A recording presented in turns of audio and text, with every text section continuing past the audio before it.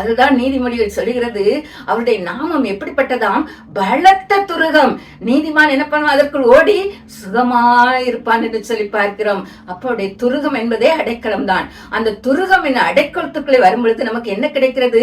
சுகம் கிடைக்கிறது, பலன் கிடைக்கிறது, ஆரோக்கியம் கிடைக்கிறது.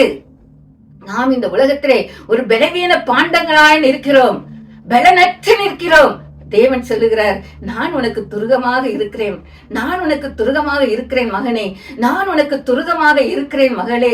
நீ என்னிடத்திலே வா, நீ என்னிடத்திலே வா, என்னிடத்திலே வரும்பொழுது உனக்கு சுகம் உண்டு. அதனால்தான் திரும்ப திரும்ப அந்த வசனத்தை, கர்த்தருடைய நாமம் பலத்த துருகம்.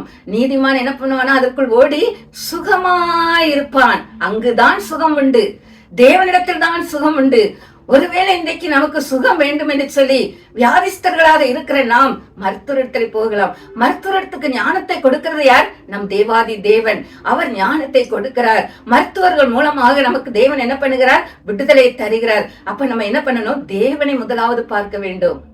அவரை தான் நாம் அவரை சார்ந்துதான் நாம் வாழ வேண்டும். அவரை அண்டிக் கொண்டு நாம் வாழ வேண்டும். அவரை உறுதியாய் பற்றி கொண்டு வாழும் பொழுதுதான் நமக்கு என்ன பண்ணுகிறது? அவருடைய செட்டைகளுக்குள்ளாக நமக்கு அடைக்கலம் கிடைக்கிறது.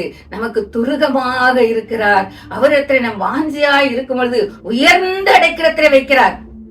எவ்வளவு பெரிய தேவன், எவ்வளவு ஒரு நல்ல தேவன். ஒரு மனிதர் இந்த வார்த்தையை நமக்கு சொல்ல முடியுமா? இல்லை நம்ம பெற்றவர்கள் நம்மை பார்த்து இந்த வார்த்தைகளை சொல்ல முடியுமா?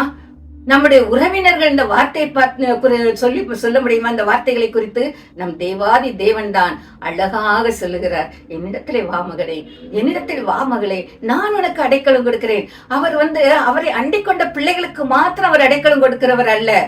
அவரை யார் யார் அப்பா என்று அழைக்கிறார்களோ, யார் இயேசுவே எனக்கு இறங்கும் என்று அழைக்கிறார்களோ, அது திக்கற்றவர்களாக இருந்தாலும் சரி, கைவிடப்பட்ட சூழ்நிலையில இருக்கிறவர்களாக இருந்தாலும் சரி, வயதானவர்களாக இருந்தாலும் சரி, எல்லாரும் ஒதுக்கி தள்ளப்பட்டு ஒரு மூலையில போய் உட்கார்ந்து இருக்கிற எந்த மனிதர்களாக இருந்தாலும் சரி, அவர் என்ன பண்ணுகிறாராம்?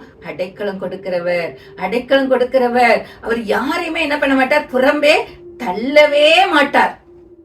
நம் தேவன் புறம்பை தள்ளுகிறவர் அல்ல. அவர் எல்லாருக்கும் நன்மையை செய்கிற தேவன். அதனால்தான் அவர் நன்மையை செய்கிறவே என்ன பண்ணாரா? உலகமெங்கும் சுற்றி திரிகிறார் என்று சொல்லி நாம் பார்க்கிறோம். அப்ப அவருடைய செட்டைகளுக்குள்ளாய் நாம் கடந்து வருவோமா? நாம் அவரை அண்டிக் கொள்வோமா? அவருடைய பாதுகாப்புக்குள்ளாக நாம் ஓடி வருவோமா? அப்பொழுது தேவன் என்ன பண்ணுவாராம்? நம்மை அவர் வழி நடத்துகிறவராக இருக்கிறார் என்று சொல்லி பார்க்கிறோம்.